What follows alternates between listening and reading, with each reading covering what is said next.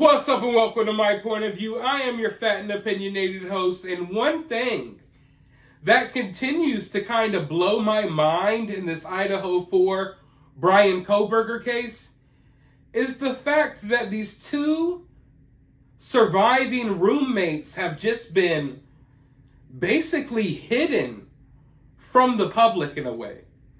And people get really sensitive if you talk about them.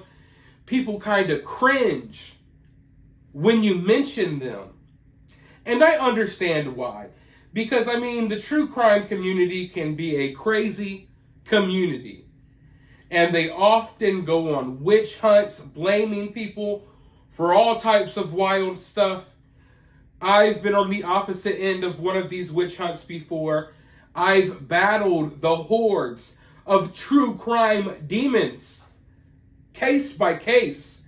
I understand that true crime can bring out some crazy mother effers, okay? Trust me. But I've never seen anything like this case before, where we have surviving roommates, people who were there in the same home that 4 people were brutally unalived in. I know y'all hate that word unalived. So do I. But anyway, have y'all ever heard of something like this? People so close to the case. And I don't mean like, oh, these people, you were in the same house. You were right downstairs. You were right in the other room. Yet we've heard like nothing from these people. We've almost haven't seen these people at all. And don't get me wrong, we are not obligated to. They are not obligated to give us anything. And if they want to completely disappear, I understand. I'm just saying, I've never seen anything like it. As the mainstream media runs in circles around this case, sometimes turning it into a complete circus, as we hear from the parents of these victims, as we hear from the friends of these victims, as we hear from the siblings of these victims, as we hear from any and every freaking buddy that has ever encountered Kohberger a day in their life. We have yet to hear from the 2 individuals who are closest to this case. I haven't seen them say a word. In fact, I hardly even know what one of them looks like. Mind you, it's not hard to find out, but when these people wanted their privacy, I've been the type of person that I've given it to them, for the most part. We've talked about Dylan on this channel because, we got the paperwork that said that Dylan saw Kohberger that night in the house, and that Dylan heard things happening in the house and chose not to call 911. So we've talked about that, but what about this other person that was in the home? How have they maintained this privacy? Like, I give it to her.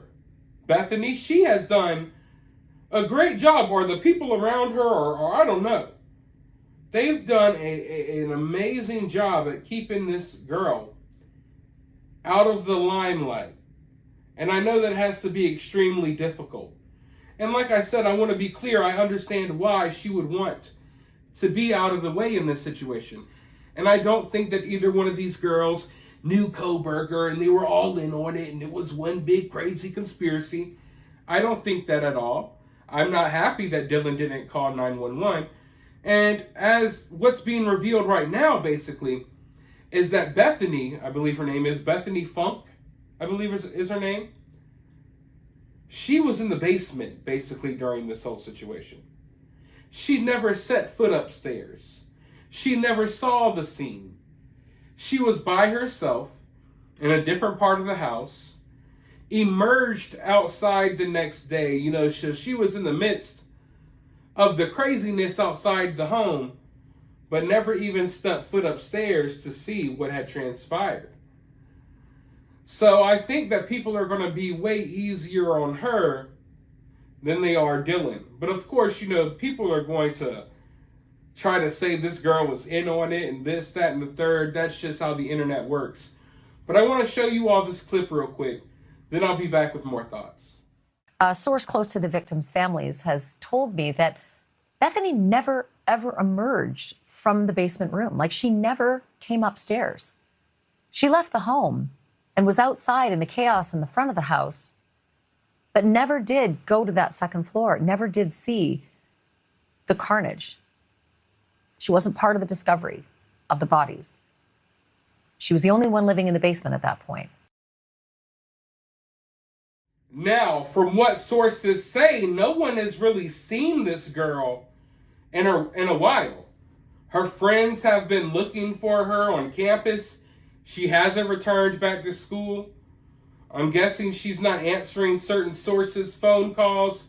She's kind of disappeared off the map.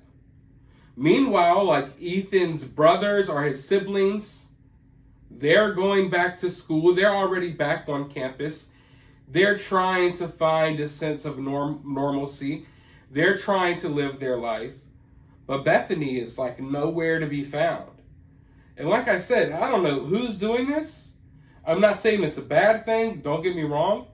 But damn, if I ever want to disappear, I want to talk to this girl for advice.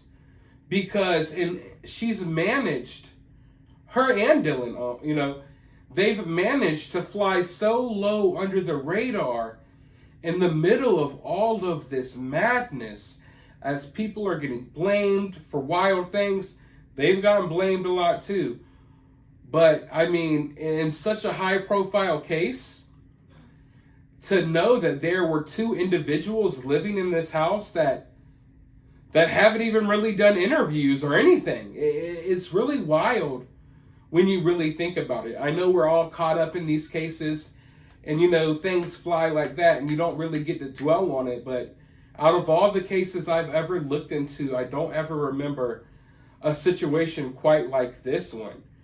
I often see the exact opposite. We see people ready to get in front of the camera. Like, think of the Kylie Rodney situation. Those teenagers out in that town, some of them, like Sam, she couldn't wait to get in front of the camera and to talk.